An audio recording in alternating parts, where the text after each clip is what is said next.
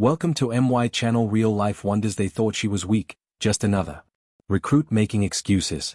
But when the dust lifted and the sleeve of her jacket rolled back, the mark carved into her skin made the general's blood run cold. Before I tell you what happened next, tell me in the comments where you're watching from. I love knowing who's listening. It started on a cold morning at Fort Hamilton. The sky was heavy, gray, and cruel. The platoon stood in formation, breaths rising like smoke as Sergeant Collins barked orders for PT. Among them stood Private Lena Ward. Quiet, reserved, her face pale under the dawn light. She had missed 2 physical training sessions that week, and whispers were spreading fast. Maybe she's just lazy. One soldier sneered. She's probably scared of a little mud. Another added loud enough for her to hear. Lena said nothing. Her right hand trembled slightly as she adjusted her sleeve, the one she always kept rolled down. The sergeant's voice cut through the murmurs. Ward, since you've got excuses, you'll lead today's run. No sympathy for slackers. Every eye turned to her. Her heart pounded, not from fear of running, but from what might happen if her secret got out. She stepped forward, her boots pressing into the frost. As they began the run, soldiers pushed past her, laughing. A few threw taunts. Pick it up, Ward. Try not to faint this time.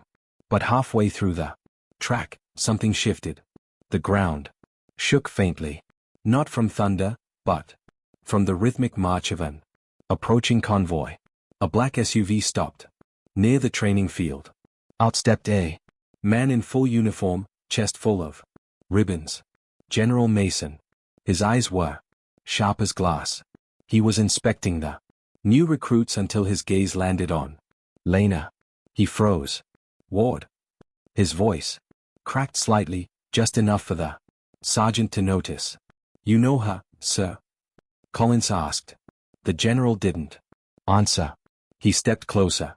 Lena stiffened, instinctively, pulling her sleeve down again. Too late. The wind caught it, revealing the faint outline of a black skull burned into her wrist. The yard fell silent. The laughter died. The general's jaw tightened. Everyone, stand down now. Murmurs rippled through the platoon. The sergeant looked confused. Sir, is there a problem? Mason didn't look at him. His eyes stayed on Lena, filled with something between disbelief and respect. Private Ward. That mark, where did you get it? She hesitated, her voice barely above a whisper. Operation Serpent Dawn, sir. Black Ops Echo Team. The words hit the crowd like a thunderclap. Soldiers glanced at each other. Some in disbelief, others in awe. Echo Team was a myth. A ghost unit whispered about in briefings, but never confirmed. Operatives from that team were said to vanish after missions so dark they never made it to reports. The sergeant took a step back. That can't be true. Lena finally looked up, meeting his eyes. You think I wanted that mark? I lost half my team for it. And I came here to start over, not to be mocked for limping. The silence that followed was suffocating. Even the wind seemed to stop moving. The general's voice softened. She's telling the truth. I was the commanding officer during that mission. I thought none of them made it.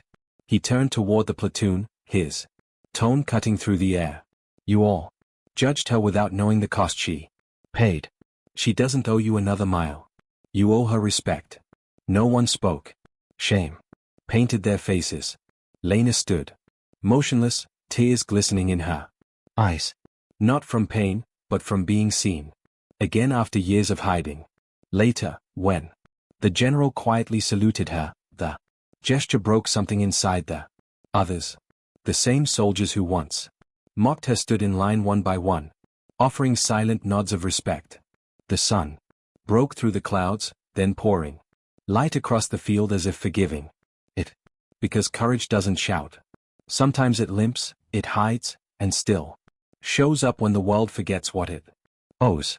And somewhere under that rising Sun, the black skull on her wrist, stopped feeling like a wound and became a reminder that survival itself is an act of quiet heroism. If this story moved you, don't forget to subscribe. Share it with someone who believes in second chances, and tell me in the comments what this story meant to you. Your voice keeps these stories